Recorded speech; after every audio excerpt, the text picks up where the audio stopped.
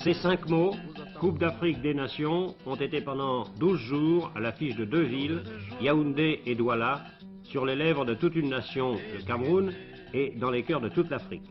Nous accueillons avec la joie et dignité nos pays frères.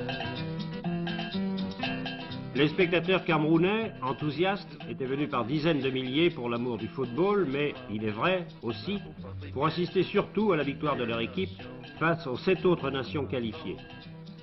À leur enthousiasme devait céder progressivement la déception après l'élimination du Cameroun.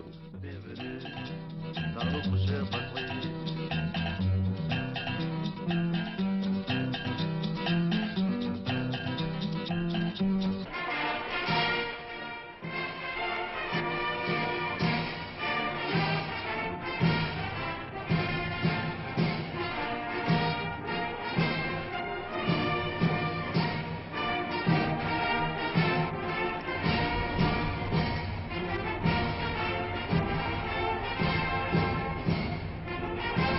Côté officiel, le président de la République fédérale du Cameroun, son Excellence El Hadj Amadou Ahidjo, donnait un cachet particulier à cette manifestation en honorant de sa présence plusieurs rencontres de football.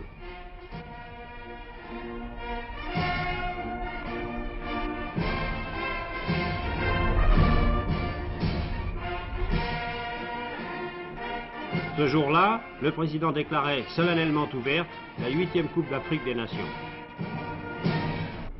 Je déclare ouvertes les compétitions comptant pour la 8e Coupe d'Afrique des Nations de football. Tous les noms des pays participants étaient accueillis avec la même ferveur, la même sportivité et réunis sous une seule devise, que le meilleur gagne. Aux yeux de tous les observateurs réunis ce soir-là à Yaoundé, la 8e Coupe d'Afrique des Nations marquait d'une manière spectaculaire la grande fête du football africain.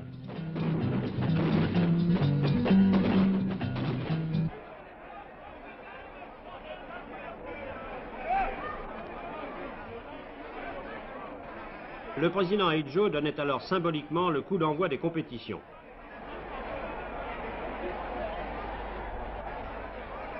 Sans atteindre les sommets, le niveau des rencontres devait être des plus honnêtes. Le Cameroun prenait un bon départ en inscrivant 2 jolis buts pour son premier match face à une équipe du Kenya dont le jeu séduisit plus d'un spectateur.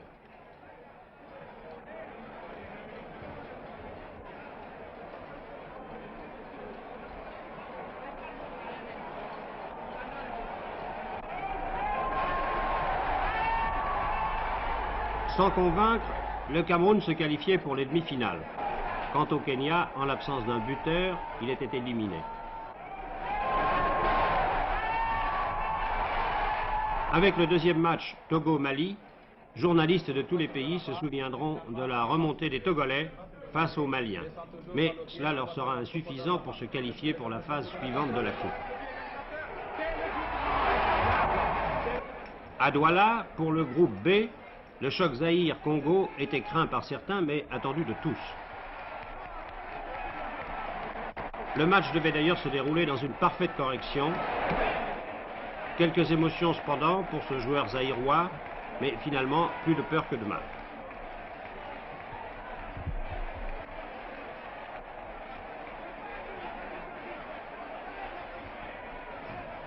Et après 2 pannes de lumière, le Zaïre, par son avant-centre Ntumba, remportait la victoire et devenait le favori de l'épreuve.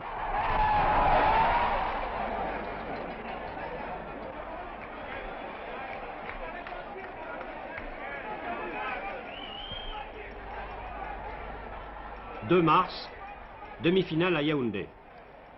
Le Congo-Brazzaville, qualifié par tirage au sort aux dépens du Maroc, créait la surprise en éliminant d'ailleurs très régulièrement le Cameroun par 1-0. Malgré les encouragements du président Ahidjo, le Cameroun, victime de la défaillance de certains éléments et abandonné par la réussite, n'accédait pas à la finale.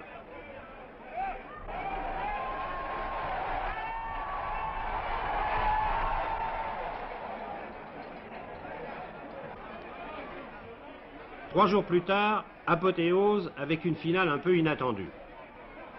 Le Mali, qui avait défait à Douala le Zaïre 4-3 après prolongation, rencontrait le Congo-Brazzaville.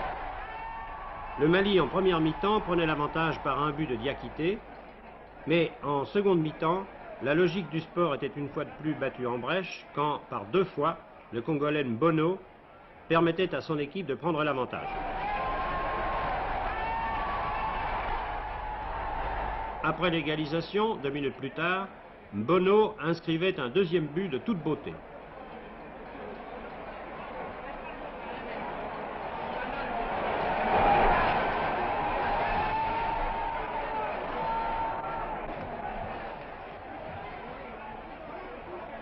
Enfin, François Mpelé, le joueur congolais opérant dans l'équipe française d'Ajaccio et l'un des meilleurs joueurs de cette coupe, achevait le triomphe de son équipe en marquant un 3e but.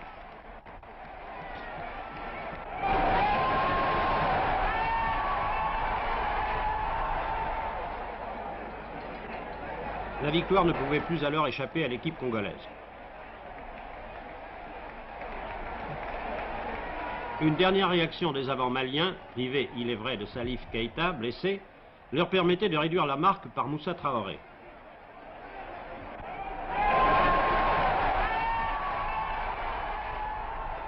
« 3-2, tel était le score de cette finale de la 8e Coupe d'Afrique des Nations. Alors que les joueurs congolais manifestaient leur joie, toute la déception du Mali se lisait sur le visage de Salif Keïta. Le capitaine Dolou recevait des mains du président Idjo le trophée de cette 8e Coupe d'Afrique qui récompensait une équipe régulière qui a su profiter de son rôle d'outsider en surprenant les meilleurs. Elle défendra son titre dans 2 ans au Caire.